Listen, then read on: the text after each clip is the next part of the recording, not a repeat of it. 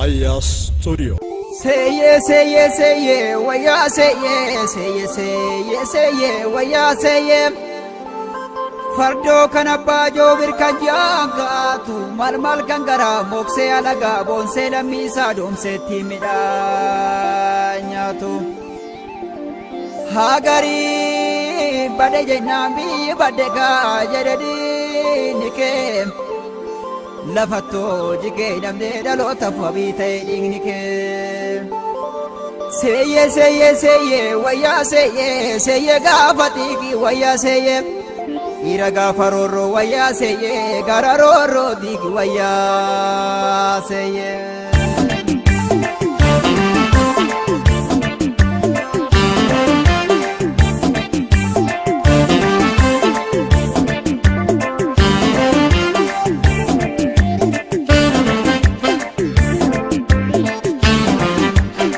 Yago tako nakatatu namulu bula mambatu Kota lamida kumacha yartu garani namatu Yago tako nakatatu namulu bula mambatu Kota lamida kumacha yartu garani namatu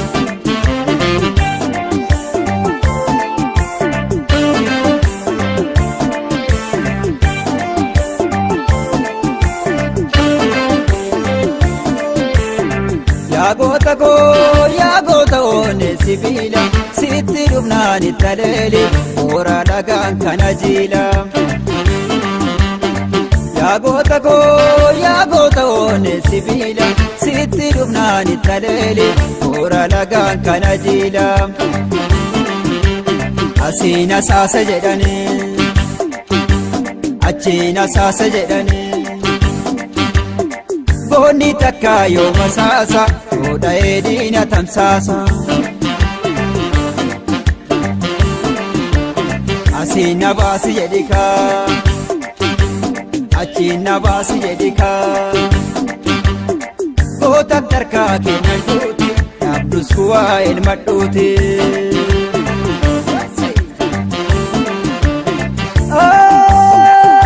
Kami karabanu ka gurbaya gurbam Saniti malem kami diraganu ya gurbaya gurbam kagataniti malem kaksi karambanu panashini samalem kagaderi ranganu abadan akushini samale kami karabanu ka gurbaya gurbam Saniti malem kami niraganu ya gurbaya gurbam kagataniti malem kaksi karambanu panashini samalem kagaderi ranganu anu kagushini samale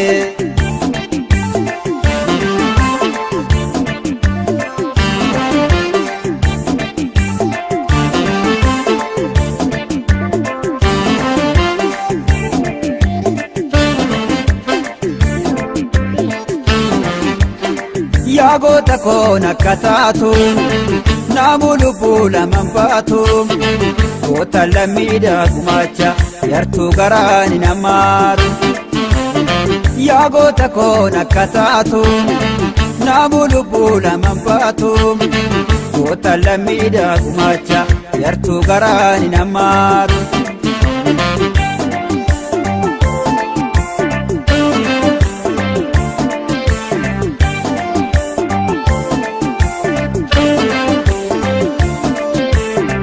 Yago tako ne sibila sitti dubnani talele ora lagan kanajila Yago tako ne sibila sitti dubnani talele ora lagan kanajila Asina sasa jedani achina sasa jedani Boni takayo masasa Oda edina tamsasa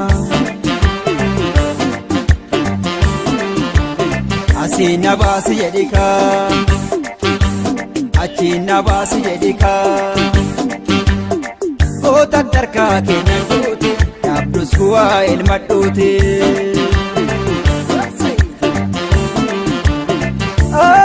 Akkamii garrabanuu kaa gurbaa yaa gurbaa kakakisaniifi malee kakakisaniifi malee.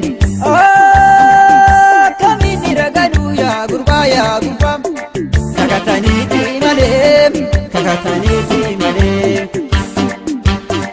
Kaksee karraan banuu banaashin isaa malee kakadhee dhiiraan ganuu abadan takuushin isaa malee. Akkamii garrabanuu kaa gurbaa yaa gurbaa kakakisaniifi malee kakakisaniifi malee. Akkamii diraganuu yaa gurbaa kakataniifi malee kakataniifi malee. Kaksee karraan banuu banaashin isaa malee kakadhee dhiiraan ganuu anuu kakuushin isaa malee. Aya Studio.